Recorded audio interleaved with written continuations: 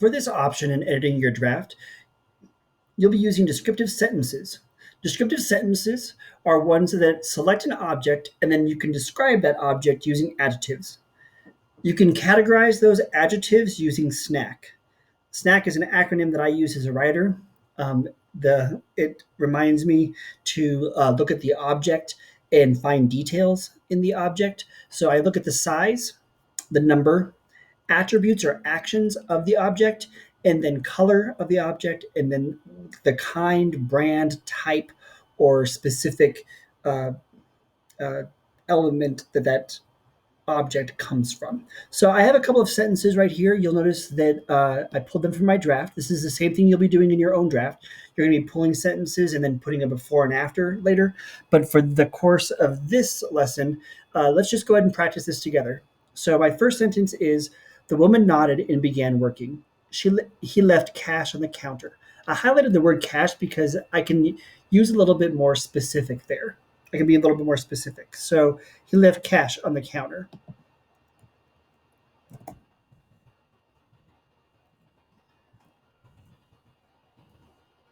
Instead, I'm just going to put he left $20 on the counter.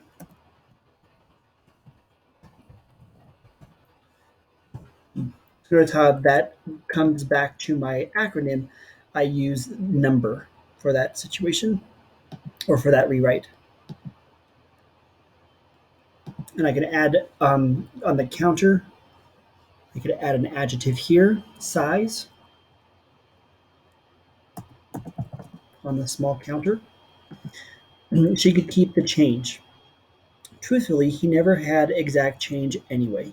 He heard the man's paper shutter closed. So I want to add in an adjective here because that doesn't give enough details. Attributes and actions.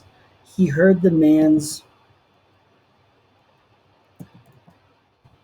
newspaper, because it just said paper. He heard the man's newspaper shutter closed. And I'm going to actually take that out and add in a specific, when I come up here in my acronym, I'm going to add a specific kind of newspaper.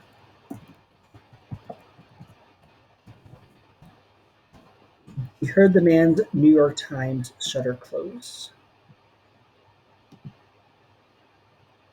Then the sound of the chair dragged across the wooden floor.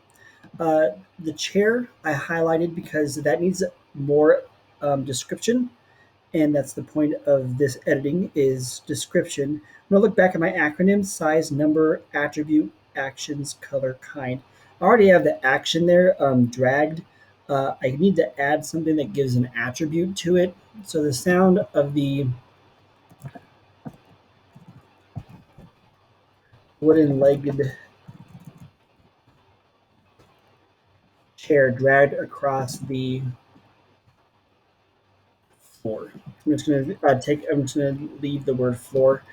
Actually, I can add a little bit more description there, and I'll put in tile floor to add to the kind of floor that it is. What type of floor is it? It is a tile floor. Let's go ahead and look at another example that I have for you. So I would copy and paste this into the assignment and then do a reflection.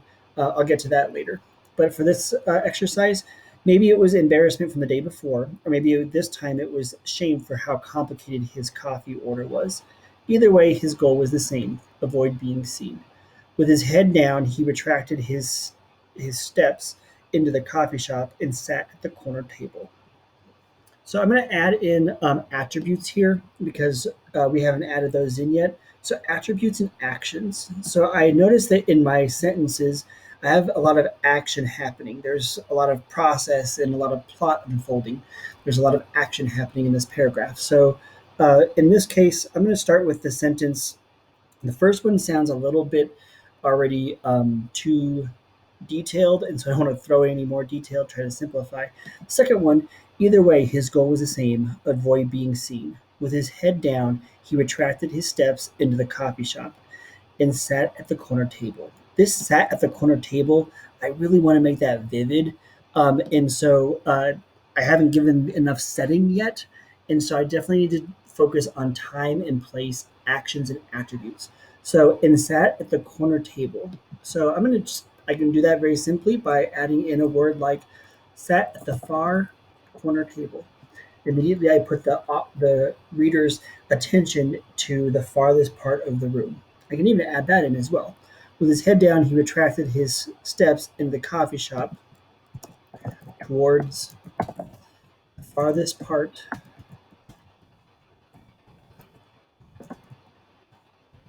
of the room,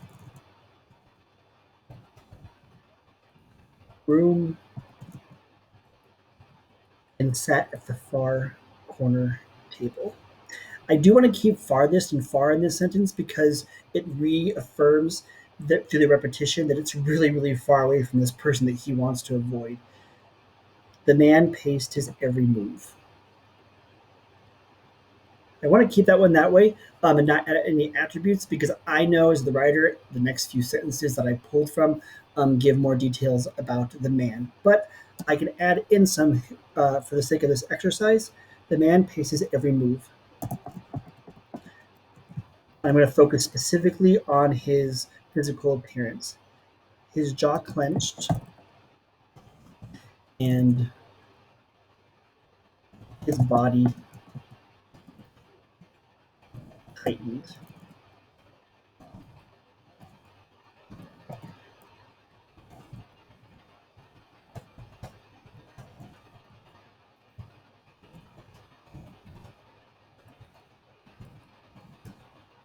His jaw clenched and his body tightened. Never before had he had the opportunity to meet someone famous. So notice how I have jaw clenched here. I can go ahead and add in his muscular jaw clenched. I put that adjective in because it tells me a little bit about his size. And then his body tightened. I'm going to put in the word frail here because it gives me a good contrast between his jaw and the rest of his body. It tells me a little bit more about the character.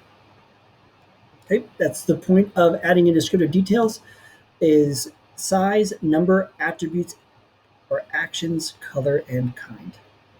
I look forward to seeing your edits.